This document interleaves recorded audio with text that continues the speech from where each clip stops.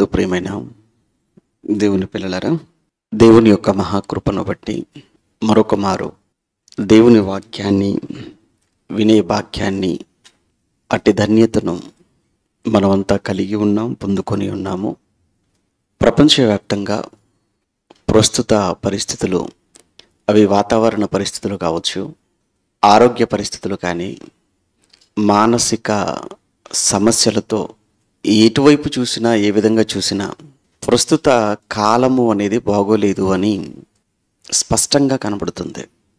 ఇటువంటి ఒక అనారోగ్యకరమైన వాతావరణంలో, భయానకమైన పరిస్థితుల మధ్య జీవితము అంటే ఇది ఒక సవాలుతో కూడుకుందని చెప్పాలి. ప్రస్తుత కాలంలో మన భక్తిని మనం కాపాడుకోవటం, మన భక్తి జీవితాన్ని మనం నిలబెట్టుకోవటం చాలా కష్టతరమైనటువంటి పరిస్థితి అని ఖచ్చితంగా చెప్పాలి. కారణం ఏంటంటే, ఆత్మీయంగా నిలబడే పరిస్థితుల కన్నా ఆత్మీయంగా పడిపోయేటువంటి పరిస్థితులే మన చుట్టూ ఎక్కువగా ఉన్నాయి. మనలను ఆత్మీయంగా బలపరిచేవారి కంటే బలహీనపరిచేవారే మన చుట్టూ ఎక్కువగా ఉంటారు. ఎవరినో కాపాడుదాము అనుకునేటువంటి ఆలోచన కంటే, నన్ను నేను కాపాడుకోగలనా, నా కుటుంబాన్ని నేను నిలబెట్టుకోగలనా దేవునిలో అనేది చాలా విశేషమైనటువంటి ప్రశ్నగానే మిగిలిపోతుంది. ఇప్పుడు ప్రస్తుత కాలంలో మన విశ్వాసాన్ని మనం కాపాడుకోవటానికి మనం ఎలా ఉండాలి? ఒకప్పుడు మొదటి శతాబ్దంలో అపోస్తలుడైన పౌలు గారు ఆయన ముగింపు దశలో, ఆయన చివరి మాటల్లో అపోస్తలుల పౌలు గారి ద్వారా వారు రాసినటువంటి చివరి మాటల ఉత్తరం, అదే తిమోతికి రాసినటువంటి రెండవ ఉత్తరం. ఆ తిమోతికి రాసినటువంటి ఆ రెండవ ఉత్తరం లేదా రెండవ పత్రికలో తిమోతికి కొన్ని సూచనలు, కొన్ని జాగ్రత్తలు ఇవ్వటం మనం చూస్తుంటాం. మనకు తెలుసు, తిమోతిని కూడా జాగ్రత్తగా ఉండమంటాడు. ఎందుకంటే అంత్య దినాలు కదా తిమోతి, అపాయకరమైన కాలాలు కదా, నువ్వు జాగ్రత్తగా ఉండాలి అని. 2000 సంవత్సరాల క్రితమే అపాయకరమైన కాలాలు అన్నాడు అంటే, ఆ రోజు నుంచి ఈ రోజు వరకు కాలాలు ఏమైనా బాగుపడుతూ వచ్చాయా? మనుషులు ఏమైనా దేవునికి భక్తికి ఏమైనా దగ్గరయ్యారంటే అంతకంతకు విలువలు పడిపోతున్నాయి, భక్తిహీనత అనేది పెరిగిపోతుంది. అటువంటప్పుడు అదే అపాయకరమైన కాలం అంటే 2000 సంవత్సరాల తర్వాత ఇప్పుడు మనం ఉన్నది ఇది మంచి కాలము అని మనం ఎలా చెప్పగలమంటారు చెప్పండి?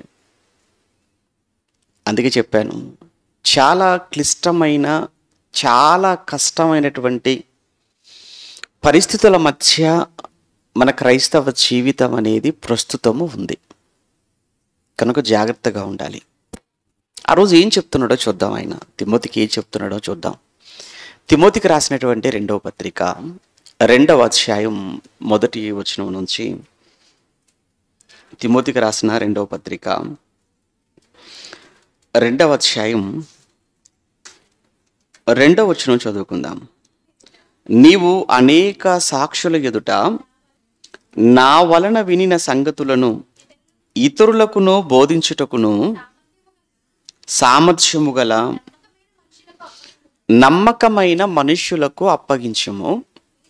3వ వచనంలో, క్రీస్తు యేసు యొక్క మంచి సైనికుని వలె నాతో కూడా శ్రమను అనుభవించుము. క్రీస్తు యేసు యొక్క మంచి సైనికుని వలె నాతో కూడా శ్రమను అనుభవించుము అన్నాడు. అంటే ఇక్కడ పౌలు గారు తిమోతికి ఇచ్చే సలహా అందామా, సూచన అందామా, జాగ్రత్త అందామా, ఒకవేళ మీరు ఏదనుకున్నా ఒకటి మాత్రం చెప్తున్నాడు. ఏంటంటే, క్రీస్తు యేసు యొక్క మంచి సైనికుని వలె నాతో కూడా శ్రమను అనుభవించు అన్నాడు.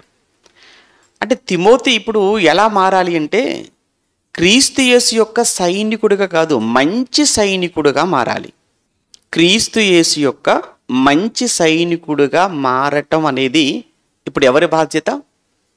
తిమోతి యొక్క బాధ్యత. ఎవరిని ఉద్దేశించి రాస్తున్నాడు? తిమోతిని ఉద్దేశించే కదా రాస్తున్నాడు. తిమోతిని ఎలా చూడాలి అనుకుంటున్నాడు పౌలు గారు? క్రీస్తు యేసు యొక్క ఎలా చూడాలనుకుంటున్నాడు ఆయన? క్రీస్తు యేసు యొక్క మంచి సైనికుని వలె చూడాలి అనుకుంటున్నాడు. అంటే కేవలము పౌలు తిమోతిని మాత్రమే మంచి సైనికుల్లా చూడాలనుకున్నాడు. మరి మనలను ఎలా చూడాలి అనుకుంటున్నాడు ఆయన? ఆయనను మంచి సైనికుడిగా చూడాలి అనుకుంటే ఆయనకి చెప్పినటువంటి ఆ మాట మనకు చెప్పిన మాట కాదా? అది మనకు వర్తించదా? అది మనకు అప్లై అవ్వదా? మనకు కూడా అంటే తిమోతికి చెబుతున్నాడు అని అంటే తిమోతికి చెప్పిన అదే మాట మనకు చెప్తున్నాడు. ఎందుకంటే మన కోసం ప్రత్యేకంగా ఏది బైబిల్ లేదు. క్రొత్త నిబంధన క్రైస్తవ్యానికి ఇచ్చాడు. సార్వత్రిక దేవుని సంఘానికి ఇవ్వబడింది ఈ క్రొత్త నిబంధన. అటువంటిప్పుడు ఇప్పుడు పౌలు తిమోతికి చెబుతున్నాడు అని అంటే అది మనకు చెబుతున్నట్లుగానే మనం తీసుకోవాలి. అంటే ఇప్పుడు పౌలు తిమోతిని క్రీస్తు యేసు యొక్క మంచి సైనికుని వలె నాతో కూడా శ్రమను అనుభవించు అని మాట్లాడాడు అంటే ప్రతి క్రైస్తవుడు కూడా క్రీస్తు యేసు యొక్క మంచి సైనికుని వలె మారాలి. అంటే ప్రతి క్రైస్తవుడు ఒక సైనికుడు. ప్రతి క్రైస్తవుడు ఒక సైనికుడు కూడా కాదు, ఒక మంచి సైనికుడుగా మారాలి. ఇప్పుడు నేను అడుగుతాను, ఏమంటే ఇక లోకంలో సైనికుడు ఎందుకు సైనికుడితో పోల్చాడు అని అంటే మనకు మన కళ్ళ ముందున్నటువంటి సైనికులు, సైనిక వ్యవస్థ గురించి మనకు కొంత అవగాహన ఉంటే మనల్ని ఎందుకు క్రైస్తవుని సైనికుడితో పోల్చడం మనకు అర్థమవుతుంది. లోకంలో ప్రతి దేశానికి 3 భద్రతా వ్యవస్థలు ఉంటాయి. 3 దళాలు పనిచేస్తుంటాయి ప్రతి దేశానికి. వారి దేశాన్ని కాపాడుకోవటానికి. శత్రువు అనేటువంటి వాడు వాయు మార్గం గుండా వస్తాడేమోనని వాయు సైన్యాన్ని ఒకటి ఏర్పాటు చేసి పెట్టుకుంటారు. లేదు శత్రువు అనేవాడు ఒకవేళ సముద్ర మార్గం గుండా వస్తాడేమోనని అక్కడ నేవీ వారిని అక్కడ సిద్ధం చేసి పెట్టుకుంటారు. లేదు భూమార్గం గుండా రావచ్చేమోనని అక్కడ ఆర్మీని అక్కడ సిద్ధం చేసి పెట్టుకుంటారు. ప్రతి దేశం కూడా త్రివిధ దళాలను కలిగి ఉండటం అనేది మనకు తెలుసు. ఇక ఈ మధ్యకాలంలో దేశవ్యాప్తంగా సంచలనాన్ని రేకెత్తించినటువంటి విషయం మీకు అందరికీ తెలుసు అనుకుంటాను. సైనికుల గురించి ఏదో అంత కలవరం. అంటే ఎందుకు ఈ విషయాన్ని చెప్తున్నాను అని అంటే సైనికుడుగా అతను సెలెక్ట్ అవ్వాలి అని అంటే ఒక వ్యక్తి సైనికుడిగా మారాలి అని అంటే చాలా కష్టం. సైనికుడుగా ఒక వ్యక్తి సెలెక్ట్ అవ్వటమే చాలా కష్టం. ఎందుకంటే కావలసిన హైట్ ఉండాలి, కావలసిన చెస్ట్ ఉండాలంటాడు, కావలసిన ఫిట్నెస్ ఉండాలి, ఏ విధమైన హెల్త్ ఇష్యూస్ ఉండకూడదు, చాలా క్వాలిఫికేషన్స్ ఉంటాయి. కారణం ఏంటంటే ఒక సైనికుడు జాబ్గా అప్లై చేయాలి అంటే ఒక సైనికుడిగా సెలెక్ట్ అవ్వటమే కష్టం అనుకుంటే రెండోది ట్రైనింగ్ అనేది ఒకటి ఉంటుంది. సెలెక్ట్ అయిన తర్వాత అది ఇంకా కష్టంగా ఉంటుంది. సెలెక్ట్ అవ్వటం కష్టం, అందరూ సెలెక్ట్ అవ్వరు. పోనీ సెలెక్ట్ అయ్యారు, సెలెక్ట్ అయిన తర్వాత ఆ ట్రైనింగ్ పీరియడ్ ఏదైతే ఉంటుందో ఆ ట్రైనింగ్ పీరియడ్లో బరువులు నెత్తిన పెట్టి పరిగెత్తమంటారు, ముళ్ళ కంచెలు వేసేసి అందులో పరిగెత్తమంటారు, పైనుంచి దూకమంటారు, పైకి ఎక్కమంటారు, మంటల్లో విన్యాసాలు చేయాల్సి వస్తుంది, ఎండలో నిలబడవలసి వస్తుంది, మంచుగడ్డల మధ్య తిరగవలసి వస్తుంది. ఇవన్నీ కూడా ట్రైనింగ్లో ఉంటాయి. అందుకే కొంతమంది ట్రైనింగ్ వరకు వెళతారు, మధ్యలో నుంచి పారిపోయి వచ్చేస్తారు. ఎందుకంటే మాకు ఈ జాబ్ వద్దు బాబు అని. ఎందుకంటే అంత కష్టంగా ఉంటుంది అది. ఎందుకంటే ఈ ట్రైనింగ్లో ఇవన్నీ కూడా ఎందుకు అనంటే రేపు అతను ఒక సైనికుడుగా బాధ్యతలు తీసుకున్న తర్వాత ఎటువంటి పరిస్థితుల్లోనైనా కానీ అతను తన ఉద్యోగానికి న్యాయం చేయగల, తన ధర్మాన్ని, తన బాధ్యతను తను చక్కగా నిర్వర్తించాలి. డ్యూటీ ఎక్కడుంటుంది? సైనికుల డ్యూటీ ఎక్కడుంటుందో మీకు తెలుసు కదా. సముద్రంలో డ్యూటీ అంటే అది ఏమంటే అది సామాన్యమైన విషయమా? ఆకాశంలో డ్యూటీ అంటే సామాన్యమైన విషయమా? ఎక్కడో అడవుల్లో సరిహద్దుల్లో అంటే సామాన్యమైన విషయమా? కానే కాదు, ఎంత మాత్రము కాదు. ఈరోజు భారతదేశంలో 130 కోట్ల మంది భారతీయులుగా అందరూ స్వేచ్ఛగా తిరగగలుగుతున్నారు, స్వేచ్ఛగా ఆనందంగా జీవించగలుగుతున్నారు అని అంటే ఏ విధమైన అభద్రతా భావానికి లోను కాకుండా ఆనందంగా వారి వారి కుటుంబాలతో హ్యాపీగా గడపగలుగుతున్నారు అని అంటే భారతదేశం యొక్క 3 వైపుల 3 సైన్యాలు వాళ్ళు రాత్రనక పగలనక ఎండనక వాననక 24 గంటలు 365 రోజులు నిద్రాహారాలు మాని వారి కుటుంబాలకు దూరంగా ఉండి వారు అక్కడ చేస్తున్నటువంటి డ్యూటీ, వారి ప్రయాస, వారు అలా ఉండగలిగారు కనుకనే, వారు అలా పహారా కాయగలుగుతున్నారు కనుకనే ఈరోజు మనమంతా కూడా హ్యాపీగా ఆనందంగా మనం ఉండగలుగుతున్నాం. సైనికుడు వర్షం కదా నీ డ్యూటీకి వెళ్ళినట్టు కుదరదు. మిగతా డ్యూటీలు అనుకోండి వర్షం పడితే ఇంట్లో ఉండిపోవచ్చు, కానీ సైనికుడు అలా కాదు, వెళ్ళిపోవాల్సిందే వర్షంలోనైనా. ఏమండి, ఎముకలు కొరికే భయంకరమైనటువంటి చలిలో కూడా డ్యూటీకి వెళ్ళాలి, అక్కడే డ్యూటీ చేయాలి. కాశ్మీర్ ప్రాంతంలో, హిమాలయ ప్రాంతంలో సైనికుల పరిస్థితి చూడండి, అక్కడ ఎంత భయంకరమైన పరిస్థితుల మధ్య వాళ్ళు చేయాలి. భయంకరమైన లోయల్లో, భయంకరమైన ప్రమాదకరమైనటువంటి ఆ ప్రాంతాలలో కూడా వారు విషసర్పాల మధ్య చేయవలసి వస్తుంది. క్రూర మృగాలుగా మనుషులు, ఉగ్రవాదులు ఏమండి ఏ క్షణాన ఎటువైపు నుంచి వచ్చి బాంబులు పెడతారో, బాంబులు వేస్తారో తెలియని ఏమండి అక్కడ కూడా వాళ్ళు డ్యూటీలు చేయవలసిన పరిస్థితులు ఏర్పడుతుంటాయి.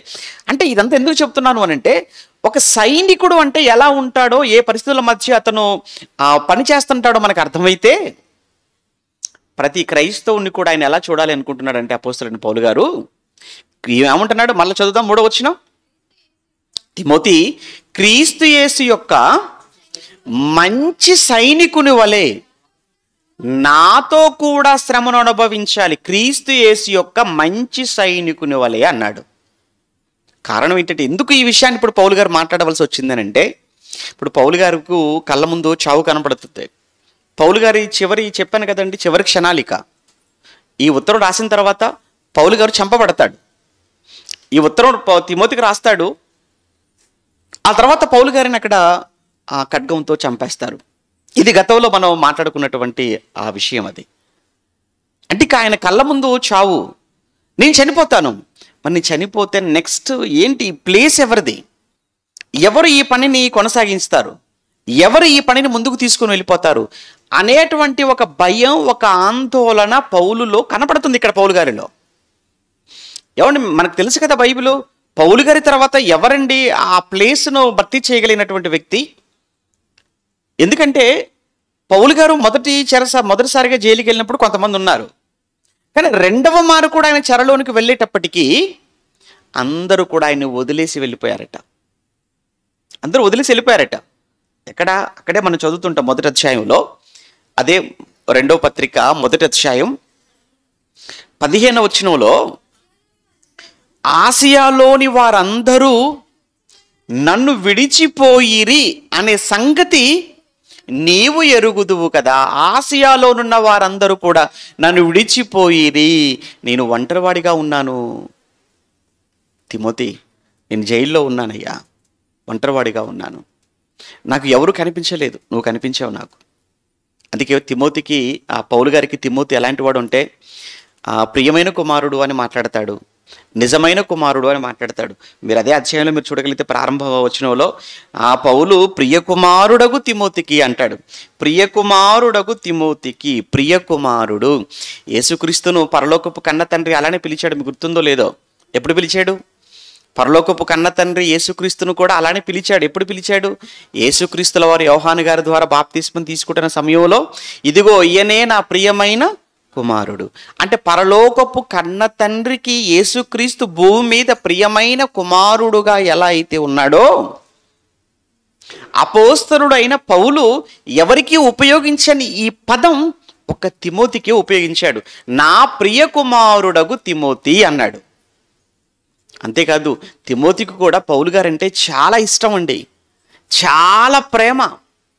అంటే ఒక తండ్రి కుమారుడికి, ఏమంటే ఒక తండ్రి కొడుకుకి మధ్య ఎంత గాఢమైనటువంటి ప్రేమ, ఎంత బలమైనటువంటి బంధం ఉంటుందో, పౌలు గారికి తిమోతి గారి మధ్య కూడా ఉన్నటువంటి బాండింగ్ రిలేషన్ కూడా అలాంటిదే. పౌలు గారు ఎప్పుడైతే జైల్లో వేయబడ్డారు రెండోసారి అని తెలిసిందో, ఎప్పుడైతే ఇక పౌలు గారు ఇక రిలీజ్ అవ్వడనే సంగతి ఆయనకు అర్థమైపోయిందో తిమోతి ప్రతిరోజు కూడా ఆయన ఉన్న ప్రాంతంలో పరిచర్యలో ఉంటూ ప్రతిరోజు ప్రార్థన, ఆ ప్రార్థనలో ప్రతిరోజు కన్నీళ్లు కారుస్తున్నాడట. ఎవరు తెలుసా? తిమోతి. ప్రతిరోజు పౌలు గారి కోసం కన్నీళ్ళు పెట్టుకుంటున్నాడు. అక్కడ చెప్తాడండి పౌలు గారే, మీరు మూడో వచనం చూస్తారా?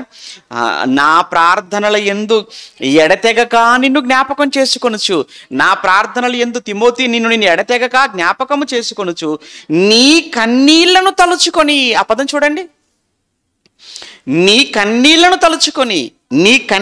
తలుచుకొని అన్న మాట చూస్తుంటే ఆ తిమోతి ప్రతిరోజు కూడా కన్నీళ్లు కార్చుతూ ప్రార్థనలో ఉండేవాడంటే.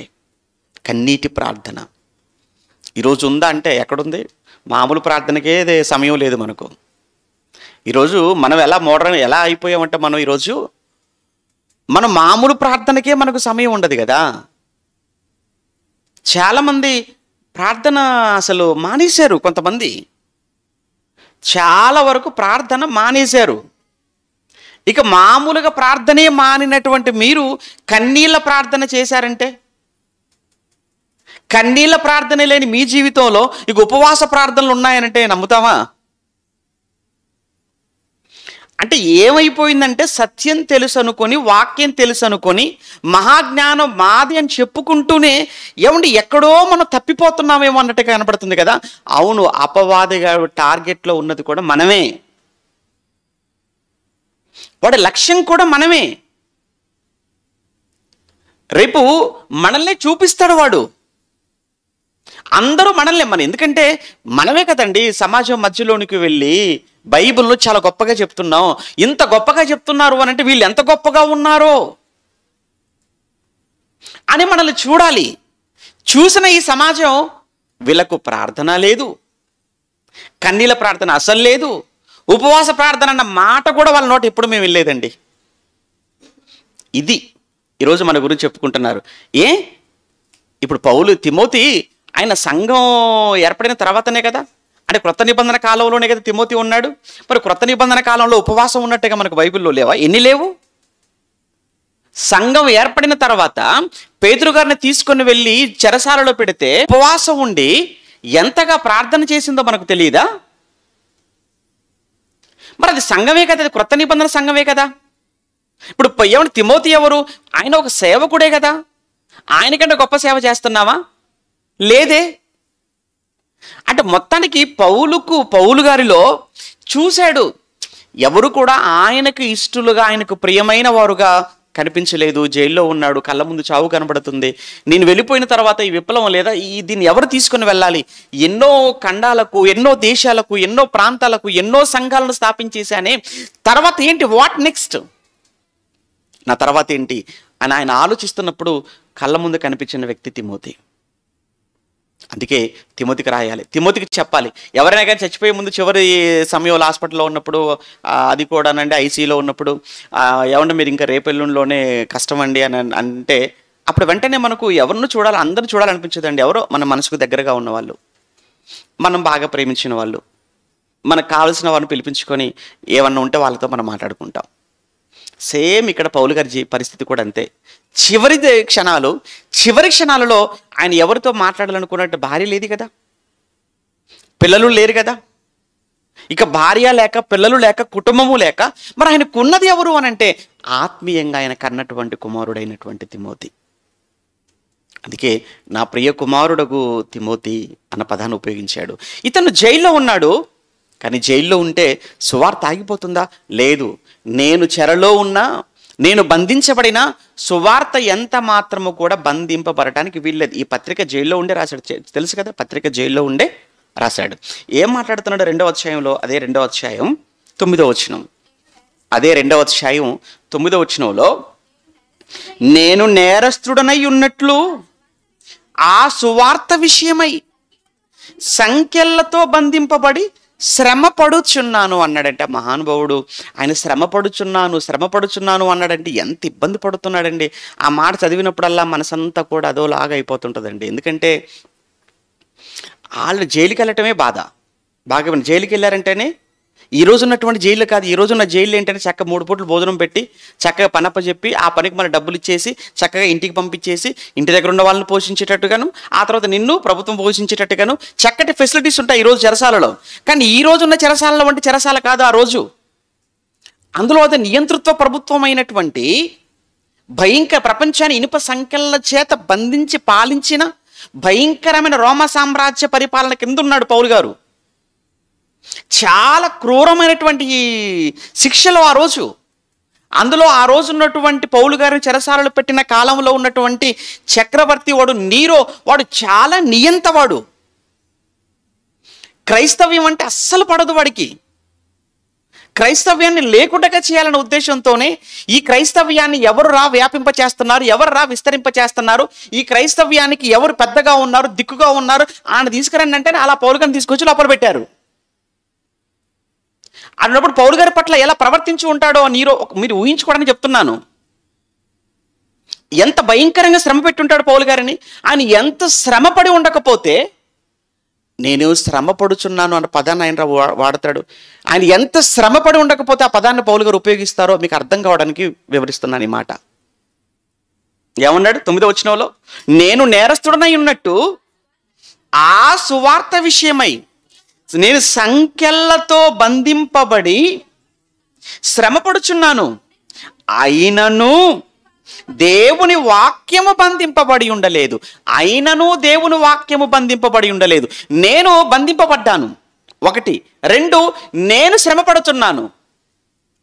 నేను బంధింపబడి శ్రమపడుచున్నను, వాక్యము మాత్రము ఏమవ్వలేదన్నాడు, బంధింపబడి ఉండలేదు. అదేంటి పౌలు గారిని బంధిస్తే వాక్యం బంధించినట్టు కాదా? పౌలు గారిని బంధిస్తే వాక్యాన్ని బంధించినట్లు కాదా? విషయం చెప్పమంటారా? ఆ రోజే ఏ విధమైనటువంటి కమ్యూనికేషన్స్ అంటే ఈ కమ్యూనికేషన్ వ్యవస్థ అనేది ఆ రోజు ఏమీ లేదు కదా. ఆ రోజు ఒక వ్యక్తి నుంచి మరొక వ్యక్తికి సమాచారం చేరవేయాలి అని అంటే ఖచ్చితంగా ఒక మరో మనిషి ద్వారా కానీ లేదు అంటే ఉత్తరాల ద్వారా, ఈ 2 విధానాల ద్వారా తప్ప మరొక మార్గం ఆ రోజు ఏమీ లేదు. 2 1 మనిషి వెళ్ళాలి, 2 ఉత్తరం వెళ్ళాలి. ఆ ఉత్తరాన్ని మనిషి తీసుకుని వెళ్ళిపోవాలి. మీకు తెలుసు అనుకుంటాను, చిన్నతనంలో ఏ విషయమైనా కానండి, ఆ ఊళ్ళో ఎవరైనా ఒకరు చనిపోయారు అనుకున్నప్పుడు ఆ చావు వార్తను ఎక్కడో ఉన్నటువంటి మన బంధువులైన వారికి చేరవేయాలి అంటే ఊరిలో ఒక వ్యక్తిని పిలిపించి ఆ వ్యక్తికి ఛార్జీలకు ఇచ్చి అతనికి మళ్ళీ పైగా కూలి ఇచ్చి, మీరు ఇగో పలానా ఊర్లో మా బంధువులు ఉన్నారు, మీరు వారందరి దగ్గరికి వెళ్ళాలి, వారిని మీరు కలవాలి, వారికి ఈ చావు వార్త మీరు వారికి చెప్పి రావాలి అని మనిషిని పిలిచి మనిషికి ఛార్జీలకు ఇచ్చి మనిషికి ఖర్చులకు డబ్బులు ఇచ్చి పంపితే అప్పుడు వెళ్ళేవాళ్ళు. మీలో చాలామందికి అనుభవం ఇది. అలానే ఒక శుభకార్య విషయంలోనైనా కానీ ఒక మనిషిని పంపించేవాళ్ళు. ఆ తర్వాత ఉత్తరాలు, ఆ తర్వాత టెలిగ్రామ్లు. ఇప్పుడైతే ఏంటంటే ఇప్పుడు మనకు ఫోన్లు వచ్చేసాయి, అన్నీ బంద్ అయిపోయాయి. అంతే కదా. ఇప్పుడు ఫోన్లు వచ్చేసిన తర్వాత ఉత్తరాలు ఎక్కడివి, లెటర్స్ అనేవి లేవు అసలు. ఏ విధమైనటువంటి రైటింగ్ మోడ్లో ఇప్పుడు ఏమి కూడా మనకు అనిపించడం లేదు. ఓకే, వీళ్ళు ఏమనుకున్నారు అని అంటే పౌలు అనేటువంటి ఈ వ్యక్తిని కానీ మనం బంధించామా, ఇంక సువార్త కూడా ఏమైపోతుంది, సువార్తను కూడా మనం బంధించినట్లే.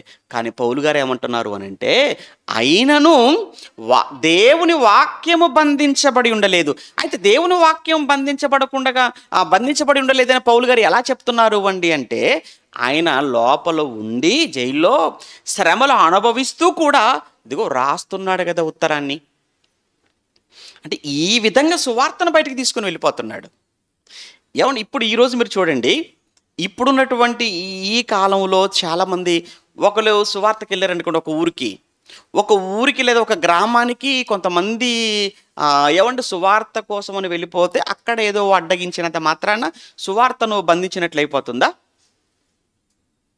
ఈరోజు ఎంత కమ్యూనికేషన్, ఈరోజు ఎంత డెవలప్ అయింది. ఈరోజు ఎక్కడో ఒక చోట ఏదో ఒక ఊరిలో సువార్తకు వెళ్ళిన వారి మీద మూకుమ్మూడగా దాడి చేసి వారిని బలవంత పెట్టి ఇబ్బంది పెట్టి మాటలతో చేతలతో వాళ్ళ మీద కేసులు కూడా పెట్టి జైల్లో పెట్టితే ఏమండి, సువార్తను మీరు బంధించగలరా?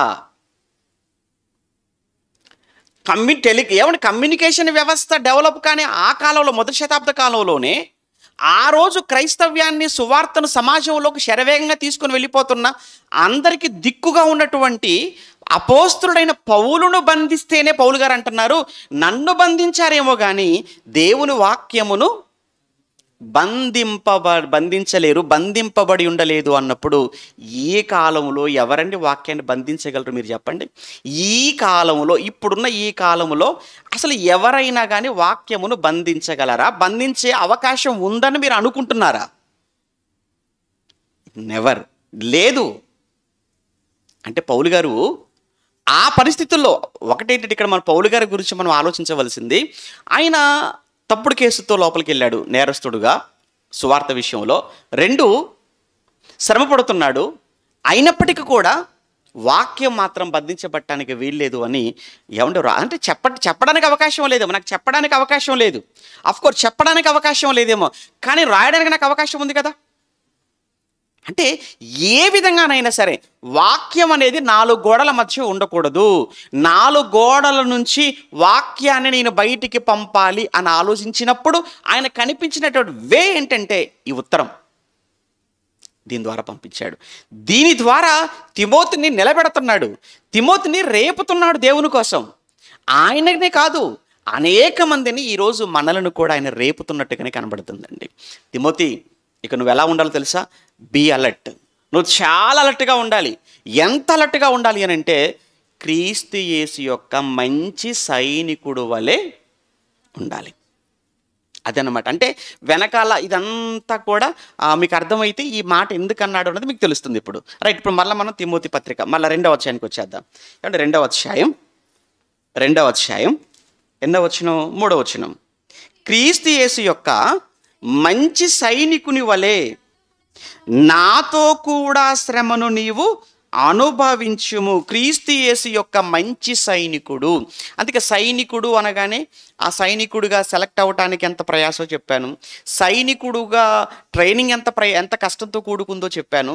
ఇక సైనికుడిగా డ్యూటీ అంటే అది ఇంకెంత కష్టమో మనకు తెలుసు.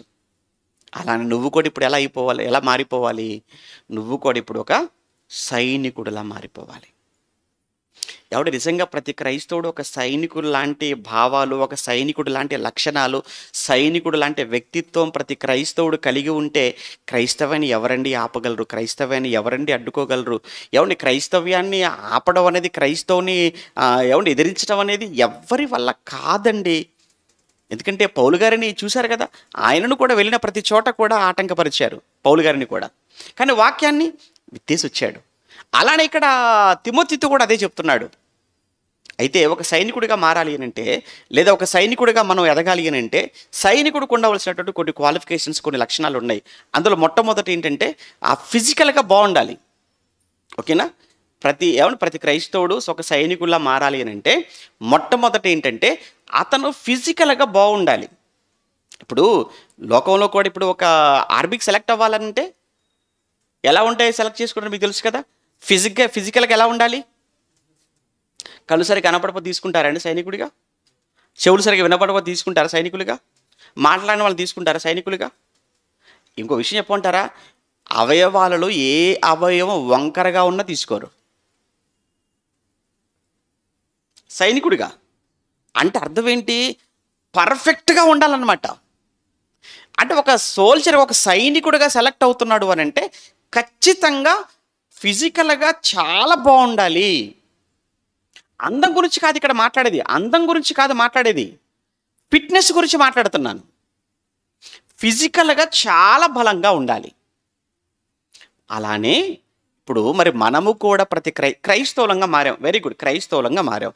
క్రైస్తవులంగా మారినటువంటి మనం ఇప్పుడు ఎలా మారాలి? ఇప్పుడు ఒక్కొక్కరు ఒక్కొక్క సైనికుడిగా మారాలి. అంటే ఒక్కొక్కరు ఒక్కొక్క సైనికుడిగా మారాలి అని అంటే మనం కూడా ఎలా ఉండాలి చెప్పమంటారు? ముందుగా మనం కూడా ఫిజికల్గా చాలా ఫిట్గా ఉండాలి. మనం ఏమనుకున్నామంటే ఇంతకాలం క్రైస్తవుడికి ఫిట్నెస్ ఎందుకులే అనుకున్నాం. క్రైస్తవుడు నీకే ఫిట్నెస్ అవసరం, నువ్వేమనుకుంటున్నావో ఏంటో. మనకే చాలా ఫిట్నెస్ అవసరం అండి. అందుకే ప్రారంభ వచనంలో ఏమన్నాడు చూస్తారు ఒకసారి. ప్రారంభ వచనంలో 2వ అధ్యాయం 1వ వచనంలో, నా కుమారుడా, క్రీస్తు యేసు నందున్న కృపచేత నీవు బలవంతుడవు కమ్ము, బలవంతుడవు కమ్ము, బలవంతుడవు కమ్ము అన్నాడు. అంటే మనం ఎలా ఉండాలో తెలుసా? చాలా బలంగా ఉండాలి, చాలా ఫిట్నెస్తో ఉండాలి. విచిత్రం ఏంటంటే ఈరోజు క్రైస్తవులను చూస్తుంటానండి, ఈరోజు మీరు కూడా ఒకసారి ఆలోచించుకోండి, ఫిజికల్గా ఎలా ఉన్నారో. ఎప్పుడు కూడా మాడిపోయిన మొఖాలు వేసుకొని, 1, 2 ప్రపంచంలో అసలు ఎవరికి లేని సమస్యలు వాళ్ళకే ఉన్నట్టు, ఇది 2, 3 ఎప్పుడు హాస్పిటళ్ళు, టెస్టులు, రోగాలు ఇవే. చాలామంది అలానే ఉంటారు. అలా ఉంటున్నారు అని అంటే మీరు సైనికులుగా మీరు ఎలా దేవుని కోసం పనిచేస్తారు చెప్పండి? ఇప్పుడు మనల్ని సైనికులతో పోల్చాడు. మనం సైనికుడిగా మారాలి అని అంటే సైనికుడు ఎలా ఉండాలి? వర్షం వచ్చింది అనుకోండి, అమ్మ నేను వర్షంలో బయటికి రాలేని, తలిస్తే జలుబు చేస్తుందండి, అయితే కూర్చో లోపలే. ఇటు మరి ఇంత వీక్ పర్సనాలిటీయా? పోనీ చలికాలం అనుకోండి, ఏమంటే చలికాలంలో రావచ్చు కదా అని అన్నారు అనుకోండి, ఇంత చలిలో ఎలా రమ్మంటారండి అంటే అంటున్నారంటే వీళ్ళు సైనికులు అవుతారా? ఇక ఎండ అనుకోండి, ఎండ కూడా తట్టుకోలేరు. చాలామంది చూడండి ఎలా ఉంటారు అని అంటే చలికి తట్టుకోలేరు, ఎండకు రాలేరు, వర్షానికి బయట పోయేవాడు వర్షానికి తడిస్తే ప్రమాదం అంటారు. మరి ఇంకెప్పుడు మీరు వచ్చేది? ఎప్పుడు మీరు వస్తారు? ఎప్పుడు మీరు నిలబడతారు? అందుకే చెప్తున్నాడు, మీరు నాయన నా కుమారుడా, క్రీస్తు యేసునందున్న కృపచేత నీవు బలవంతుడవు కమ్ము. ప్రతి క్రైస్తవుడు కూడా సైనికుడుగా మారాలి అని అంటే ఖచ్చితంగా బలవంతుడుగా ఉండాలి. బలవంతుడుగా ఉండాలి అని అంటే ఏమండి మరి మంచి బలమైన ఫుడ్ తీసుకోవాలి కదండి, మా స్తోమత అది కాదులేండి అని చాలా మాట్లాడుతుంటారు.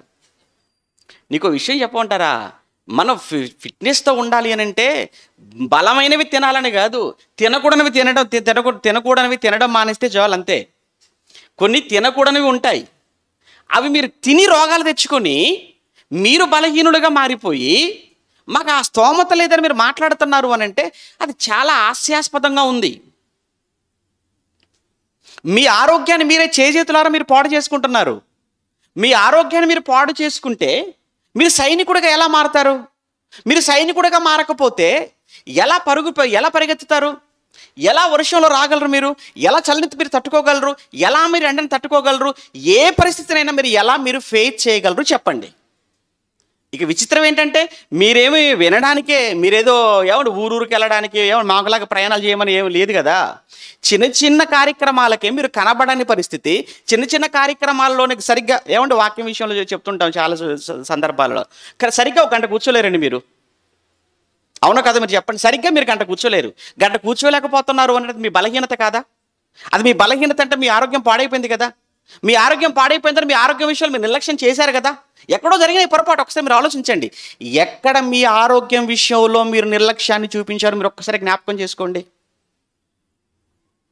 ఎస్పెషల్లీ ఏంటంటేనండి ఫుడ్, భోజనం, టేస్టుల కోసం వెళ్ళి చాలా రోగాలు తెచ్చుకునే వాళ్ళు బోల్డంత మంది.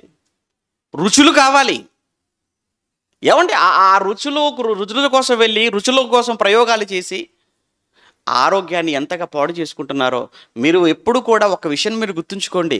మీరు సైనికులు అన్న విషయాన్ని మీరు మర్చిపోకండి. క్రీస్తు సైనికులు అన్న విషయాన్ని మర్చిపోకండి. ఎవరు క్రీస్తు యేసు యొక్క మంచి సైనికులు అన్న సంగతిని దయచేసి మీరు మర్చిపోకండి. నేను సైనికుణ్ణి అని అన్నారు అనుకోండి, మనకు తెలియకుండానే ఒక రకమైనటువంటి భయం, ఒక రకమైనటువంటి ఆలోచనలు మన మనసులో వచ్చేస్తుంటాయి. అప్పుడప్పుడు చూడండి, ఏమండి ఈయన పోలీస్ డ్రెస్ వేసుకుంటానండి, అసలు ఆయన మనిషిలా ఉండడండి. ఏమండి ఈయన డాక్టర్గా ఆయన స్టెథోస్కోప్ మెడలో వేసుకున్నాడు అనుకోండి, ఏమండి ఇంకా ఆయనకి ఏదో వచ్చేసినట్టుగా ఉంటుందండి. అంతేనా? అంటే యూనిఫామ్ అనేది వేసుకోగానే ఇంకా ఆయన అందులో లీనమైపోతాడు అని అంటారు కదా, గొప్పగా చెప్తుంటారు కదా. అటువంటప్పుడు క్రైస్తవుడు అంటే ఎవరు? క్రైస్తవుడు అంటే ఎవరని చెప్తుంది బైబిల్? సైనికుడు అని చెప్తుంది. అంటే సోల్జర్. అంటే సైనికుడు అంటే ఇంకెలా ఉంటాడో తెలుసా? ఉన్నటువంటి అన్ని డిపార్ట్మెంట్ కంటే కూడా యాక్టివ్గా ఉండేవాడు, బలంగా ఉండేవాడు, మొహమాటం లేకుండా ఉండేవాడు, బాగా కష్టపడేవాడు, పనిచేసేవాడు ఎవరు అనుకుంటున్నారు? సైనికుడు. సైనికుడు అక్కడ బలంగా ఉంటేనే దేశం బలంగా ఉంటుంది. మరలా చెప్తున్నాను, సైనిక వ్యవస్థ బలంగా ఉంటే దేశం బలంగా. అందుకే మీరు చూడండి, ప్రతి ఏటా కూడా బడ్జెట్లో ఎక్కువ బడ్జెట్ దేనికి కేటాయిస్తారనుకుంటున్నారు? ఏ దేశమైనా రక్షణ వ్యవస్థ, సైనిక వ్యవస్థ, ఏ దేశమైనా కావచ్చు అది. ఏ దేశమైనా కానీ తమ దేశ రక్షణ కోసం వారు కేటాయించే బడ్జెట్ ముందు దానికి తీయాలి. ఫస్ట్ దానికి తీయాలి బడ్జెట్. ముందు రక్షణ శాఖకు బడ్జెట్ తీసిన తర్వాతనే, ఆ తర్వాతనే ఆరోగ్య శాఖ, ఆ తర్వాతనే విద్యాశాఖ, ఆ తర్వాతనే వ్యవసాయం, ఏదైనా. ఎందుకంటే అసలు ముందు రక్షణ వ్యవస్థ బలహీనంగా ఉంటే, అది బలంగా లేకపోతే ఇవన్నీ ఏమైపోతాయి? ఇవన్నీ వేస్ట్. ముందు అది బలంగా ఉండాలి. అది బలంగా ఉంటేనే మిగతావన్నీ కూడా. ఇది ఎంత నిజమో క్రైస్తవులంగా మనము కూడా ఫస్ట్ ఏంటంటే ఫిజికల్గా మనం చాలా బాగుండాలి. అంటే శారీరకంగా, ఆరోగ్యపరంగా మనం చాలా ఫిట్గా ఉండాలి. మీకు ఆరోగ్యం విషయంలో ఏమైనా సమస్యలు ఉన్నాయి అని అంటే అఫ్కోర్స్ ఉంటాయి, వస్తాయి, రావని అనకూడదు. కానీ ఎక్కడైనా మీ నిర్లక్ష్యం ఏమైనా ఉందేమో అది కూడా మీరు ఒకసారి చూడండి. ఒక్కసారి అలా అనుకుంటున్నప్పుడు, అయ్యో దేవుడేమో నన్ను సైనికుడు అన్నాడు, నేను క్రీస్తు సైనికుల్లా మారాలి అన్నాడు. సైనికుడు అంటే ఎంత బలంగా ఉంటాడు, ఎంత బలవంతుడిగా ఉంటాడు. నేనేంటి రోజు రోజుకి అలా అయిపోతున్నాను? రేపు పొద్దున దేవుని పని చేయాలి అని అంటే నేను ఎలా వెళ్ళగలను, ఎలా చేయగలను, ఎలా పరిగెత్తగలను? ఇవన్నీ కూడా మన మనసుకు రావాలి. అప్పుడు వెంటనే చాలా జాగ్రత్త పడతాం. ముఖ్యంగా తినే విషయంలో, త్రాగే విషయంలో కొంచెం జాగ్రత్తలు తీసుకోండి. తినవలసినటువంటివి మనం తింటే అది కూడా అమితంగా కాకుండా మితంగా. కొంతమంది తింటారు, తినడానికి పుట్టారంటే తింటారు. వాళ్ళ తిండిని చూస్తుంటేనే ఆ గిన్నె తీసి వాళ్ళ ముఖం మీద కొట్టాలనిపిస్తుంటుంది. తినే విధానం తెలియదు, తినే పద్ధతి తెలియదు. ఏదో సోమాలియా, ఉగాండా, సుడాన్ అవన్నీ కరువు దేశాలు. వాళ్ళు తిన్నారంటే పర్వాలేదండి, వాళ్ళు కూడా కొంచెం మంచిగా తింటున్నారండి. చూశాను నా ఖతర్ దేశం వెళ్ళినప్పుడు. ఎందుకంటే వాళ్ళు కూడా ఉంటారు అక్కడ. మరి బొత్తిగా తిండికి వాళ్ళు ఇచ్చే ఇంపార్టెన్స్, తిండికి ఇచ్చే ప్రాధాన్యత.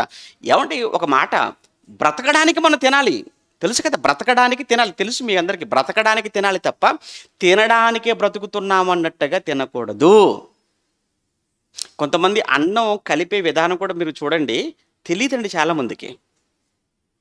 అన్నం కలుపుతున్నప్పుడు ఏమండి అసలు జస్ట్ అండి ఈ మునివేళ్ళని దాటి కిందికి రాకూడదు, తెలుసు కదా. ఏమంటే ఇది దాటి కిందికి రాకూడదు. అన్నం కలుపుతున్నప్పుడు ఏమంటే ఇక్కడి నుంచి ఇక్కడికి వచ్చి, ఇక్కడి నుంచి ఇక్కడి వరకు, ఇక్కడ దాకా అంటుతుంటుంది కొంతమందికి. ఎలా చుట్టేసి మరీ లోపల పెట్టేస్తుంటారు. మీ తిండి సల్లగుండా తింటారు, కడుపులో వేస్తారు. ఆ తర్వాత అది అరగక మంట మండి మళ్ళీ ఆ తర్వాత డాక్టర్ దగ్గరికి వెళ్ళి మళ్ళీ మందులు వాడి లోపల ఇది తగ్గితే మరొకటి స్టార్ట్ అయిపోద్ది. ఇలానే పాడు చేసుకుంటున్నారు అంతా. కొంచెం మీరు ఆలోచించండి. ఎందుకంటే మీరు సోల్జర్స్, మనం ఎవరు? సైనికులం మనం. మరికొంతమంది ఏంటంటే పూర్తిగా నిర్లక్ష్య పెడుతుంటారు. అసలు తినరు కొంతమంది త్రాగనే త్రాగరు. అమ్మా ఏంటమ్మా కిడ్నీలో సమస్యలు అని అంటే, ఏమండి వీళ్ళు వాటర్ ఎక్కువ తీసుకోరండి. ఏమ్మా వాటర్ ఎక్కువ తీసుకోండి, ఎక్కువసార్లు బాత్రూమ్ వెళ్ళవా, ఇప్పుడు హాస్పిటల్కి అయితే వెళ్తావు అనమాట. ఇలా మాటలు వింటుంటానంటే పిచ్చి కొమ్మ వచ్చేస్తుంటుంది. ఎందుకమ్మా వాటర్ తాగొచ్చు కదా అని అంటే, మీకేం తెలుసు అండి బాధ, వాటర్ తాగితే ప్రతిసారి బాత్రూమ్కి వెళ్ళాలండి. అంటే ప్రతిసారి బాత్రూమ్కి వెళ్ళడానికి కష్టం, కానీ హాస్పిటల్కి వెళ్ళడానికి అయితే చాలా ఇష్టం అనమాట. ఏం మాట్లాడుతున్నారు మీరు? మాట్లాడేవి అవి మీరు సిగ్గుపడాల్సిన మాటలు అవి. జ్ఞానం అని కూడా మాట్లాడుతుంటారు కొంతమంది. దయచేసి చెప్తున్నాను, ఇది నా మాట కాదు, దేవుడి మాట కదా. మనలందరినీ దేవుడు ఏమంటున్నాడు? ఆయన సైనికులుగా చూడాలి అనుకుంటున్నాడు. మనలందరినీ ఆయన సోల్జర్స్గా చూడాలనుకుంటున్నాడు. క్రీస్తు యేసు యొక్క మంచి సైనికుడు అన్నాడు. ఇంకోటి, మీరు అన్నం బాగా తినేస్తారు, కడుపు నింపుకోవాలని చూస్తుంటారు. అన్నంలో ఏమీ లేదు, మీకు తెలుసు. అన్నం అంతా పిండి పదార్థం. ఏముంది దానివల్ల నా కొవ్వు పెరిగిపోతుంది, కడుపు నిన్నట్టుగా ఉంటుంది. దానివల్ల మీకు ఇంకా సైడ్ ఎఫెక్ట్సే. తినొద్దని కాదు. ఇప్పుడు మానుకోవాలంటే చాలా కష్టం, మానుకోలేము. మనం అలవాటు అయిపోయాం, దానికి ఎడిక్ట్ అయిపోయాం అన్నానికి. అన్నం తక్కువ తినండి. కొంతమంది ఏమంటే ఎలా తినాలంటే కూర కోసం అన్నం తినాలి. గుర్తుపెట్టుకోండి, కూర కోసం అన్నం తినాలి. మనం ఎలా అయిపోయామంటే అన్నం కోసం కూర తింటుంటాం. అంటే మనకి ఏది ముఖ్యమైపోయింది అనమాట? అన్నం కూరలో అన్నం ముఖ్యమైపోయింది. ఈ విషయాలు అవసరమా అని మీరు అనుకోవచ్చు. మరి ఆరోగ్యంగా ఉండాలి కదా. మనం ఆరోగ్యంగా ఉంటేనే కదా సైనికులుగా మనం ఏమంటే పని చేయగలం, పరిగెత్తగలం, బలంగా ఉండగలం. దయ్యంగాడు వాడు ఆడుతున్న పెద్ద నాటకం అండి మనతో, మీకు తెలియదు. వీళ్ళు సైనికుల క్రైస్తవులు. ఒక్కొక్క క్రైస్తవుని ఎలా మార్చేస్తానో చూడు. ఒకళ్ళకి తలనొప్పి పెడతాను, ఒకరికి కంటి చూపు తగ్గిస్తాను, ఒకరికి ఏమన్నా అల్సర్ రప్పిస్తాను, ఒకరికి బీపీ రప్పిస్తాను, ఒకరికి మోకాలు నొప్పులు రప్పిస్తాను, ఉన్న రోగాలు. అందుకే చూడండి నూనె బాటలు పట్టుకొని మరీ వస్తుంటారు ప్రార్థన అయిపోగానే. ఎందుకు ఈ రోగాలు ఎందుకు వస్తున్నాయి? ఒక్కసారి మీరు ఆలోచించండి దయచేసి. ఎక్కడైనా పొరపాటు జరుగుతుందేమో, ఎక్కడ తప్పు చేస్తున్నామేమో, ముఖ్యంగా తినే విషయంలో. ఏమంటే ఆతృతపడి తినకండి, ఎప్పుడు కూడా ఆతృతపడి కంగారుకి తినకండి. కొంచెం తిన్నా చక్కగా తినండి, ఒక పద్ధతిగా తినండి. కొంతమంది ఉంటారు భోజనాలు పెట్టేటప్పుడు చూస్తుంటాం కదండి, ఒకసారి వేస్తారు, ఏమండి పక్కకి వెళ్ళిపోవాలి, తినాలి, చీకడుకుని వెళ్ళిపోవాలి. లేదు, మళ్ళీ వస్తారు, మళ్ళీ తింటారు, మళ్ళీ వెళ్తారు, మళ్ళీ వస్తారు. ఇప్పుడు నువ్వే 3 సార్లు తింటావు, చివరికి వచ్చేటోడికి ఏం ఉండదు అందులో. ఏమంటే ఇది మంచి పద్ధతి అండి ఇది ఏవైనా? ఇప్పుడు ఎక్కువగానంటే ఈ ముక్కలు, ఈ చికెను, మటను, నాన్ వెజ్ ఉన్నప్పుడు చూడండి వాళ్ళ ఆరాటం చూడండి, చుట్టూ ఇందులో పడిపోతారు అంతే. ఇశ్రాయేలీయులు ఎలా అయితే కొండల యొద్దన కూర్చొని భోజనం తిన్నామని చెప్తుంటారో, వాళ్ళు కొండల యొద్దనే ఇంకా ఉడికి ఉడక ముందే దింపడమే ఆలస్యం అట, అంతే ఎగబడిపోయేవాళ్ళట మాంస ముక్కల కోసం. నేను ఎందుకు చెప్పు, మీరు తినకూడదని కాదు, ఒక్కసారి మీ ఆరోగ్యాన్ని కూడా మీరు ఆలోచించుకోండి, మీ బ్యాలెన్స్. పోనీ మీరు తింటున్నారు, పోనీ ఉదయం నుంచి సాయంత్రం వరకు ఎండలో బాగా కష్టపడి పనిచేస్తున్నారా? అది లేదు. ఏం చేస్తున్నారు అంటే, సైనికుడు అని అన్నాడు గనక మిమ్మల్ని సైనికులుగా కాదు, మిమ్మల్ని ఆఖరికి ఒక బానిసలాగా, ఒక రోగుల్లాగా మార్చాలని వాడు కంకణం కట్టుకొని ఏమండి సంఘంలోనికి ప్రవేశించి ఒక్కొక్కరిని ఒక్కొక్క రకంగా మార్చేశాడు. ఒక్కొక్క రోగం. ఇప్పుడు రోగం లేని వాళ్ళు ఎవరు చెప్పండి ఇక్కడ? అందరూ ఏదో ఒక జబ్బుతో ఉన్నారా? అందరూ ఏదో ఒక సమస్యతో ఉన్నారా? పోనీ మీకు మీ సమస్యల కారణం ఏంటి? రోజు ఏమైనా సువార్తకు వెళ్ళి మోకాళ్ళ నొప్పులు వచ్చాయా? వాక్యం చదివి చూపు ఏమైనా తగ్గిపోయిందా? వాక్యం చదివి ఏమండి తలనొప్పి ఏమైనా మీకు వచ్చిందా? ఎందుకు వచ్చాయి మీరు ఆలోచించండి ఒకసారి. మీ రోగాలు ఎందుకు వచ్చాయి మీరు ఒకసారి ఆలోచించుకోండి. కొంచెం కంట్రోల్ పెట్టాయి. ఎందుకంటే సైనికుడిగా దేవుడు నన్ను సైనికుడు అన్నాడు. ఆయన ఇంత నమ్మాడు నన్ను. ఇంకా ఉంది, చాలా విషయాలు నేను మాట్లాడతాను. ఏమండి సైనికుడు అన్నాడు ఆయన. తిండి కళ్ళ ముందు ఉంటుందండి, తిండి కళ్ళ ముందు ఉంటుంది. కళ్ళ ముందు ఉన్నంత మాత్రాన ఉన్నది కదా అని కడుపులో వేస్తే ఆ తర్వాత చాలా సమస్యలకు దారితీస్తుంది. ఏమండి అక్కడ ఖతర్ దేశానికి వెళ్ళినప్పుడు వారం సుమారు దగ్గర 10 రోజులు కదా. అక్కడ భోజనం పరిస్థితి ఏంటంటే, అక్కడ వెజిటేరియన్ ఎక్కువ, నాన్ వెజ్ తక్కువ. అంటే అక్కడ ఏంటంటే కూరగాయల భోజనం వల్ల రేట్ ఎక్కువ. చికెన్లు మటన్లు అనుకోండి చాలా విరివిగా దొరుకుతుంది, తర్వాత రేటు కూడా తక్కువే కొంచెం. మీరు ఏ ఐటమ్ ఆర్డర్ ఇవ్వండి అందులో చికెన్ కలపకుండా ఇవ్వడు. ఎందుకంటే అక్కడ ప్రపంచంలో ఉన్నటువంటి అన్ని దేశాలు సుమారుగా అక్కడ ఉంటారు, అన్ని దేశాల మనుషులు ఉంటారు. ఏ దేశ మనిషిని చూడాలన్నా ఆ దేశానికి వెళ్ళాల్సిన పని లేదు. ఈ గల్ఫ్ దేశాలు ఏ దేశానికి వెళ్ళినా ప్రపంచంలో ఉన్న యూరోపియన్స్ కావచ్చు, ఏమండి ఇటు ఆసియాలో ఉన్న దేశాలు కావచ్చు, యూరోపియన్ దేశాల్లో ఉన్న ఆఫ్రికా దేశాలు కావచ్చు, అన్ని దేశాల వాళ్ళు ఉంటారండి అక్కడ. వాళ్ళ ఫుడ్ చికెన్ మటన్ లేకుండా ఏది ఉండదండి. విచిత్రం ఏంటంటే ఆటికి మనం దూరం అంతే. మరి ఏంటి అని అంటే, అలా అని ఏమంటే మనం వెజిటేరియన్ అన్నాం అనుకోండి, ఇక ఆ వంటలు కూడా ఒక రకంగా ఉంటాయి, తెలియలేము. మరి ఏంటి చక్కగా ఆ పండ్లు, ఆ జ్యూసులు, లేదు అనుకుంటే ఇక మళ్ళీ భోజనం. అంతకు మించి ఆశపడి ఉంది కదా అని ఏమైనా చక్కగా కోడిని ఫ్రై చేసి రకరకాల, అక్కడ ఏది కూడా మళ్ళీ క్వాలిటీలో అసలు రాజీ అనేది ఉండదు అక్కడ. క్వాలిటీలో ఏ చిన్న ప్రాబ్లం తేడా వచ్చినా కానీ వెంటనే కంప్లైంట్ ఇచ్చామా మొత్తానికి షాప్ క్లోజ్ అయిపోతే తెల్లవారేసరికి అంతే. షాప్ క్లోజ్ అంతే, ఇంకో మాట ఉండదు అక్కడ. ఇక అంటే అంత స్టాండర్డ్స్ వాళ్ళు మెయింటైన్ చేస్తారు. అందులో ఏంటంటే మరి అక్కడ వాళ్ళు ఉష్ణ దేశం కదా, భయంకరమైన ఎండలు కదా, ఆ ఎండలోకి వెళ్ళి వాళ్ళు పనిచేయాలంటే ఏ మాత్రం ఉండాలి ఫుడ్ వాళ్ళకు.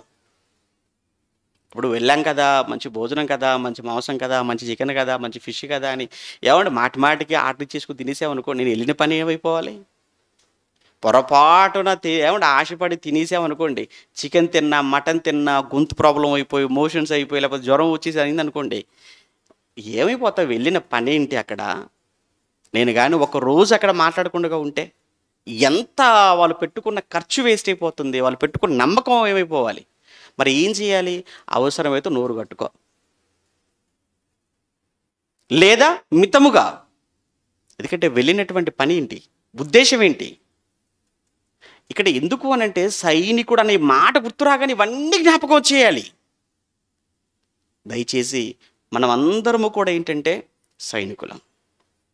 ఎందుకు ఈ విషయం చెప్పాను అని అంటే, ఒక సైనికుడు ఎంత బలంగా ఉంటాడో, ఒక సైనికుడు ఏమంటే ఎంత చక్కటి ఫిట్నెస్ కలిగి ఉంటాడో, క్రైస్తవులముగా మనము కూడా బలము కలిగి చక్కటి ఫిట్నెస్ కలిగి మనం ఉండాలి.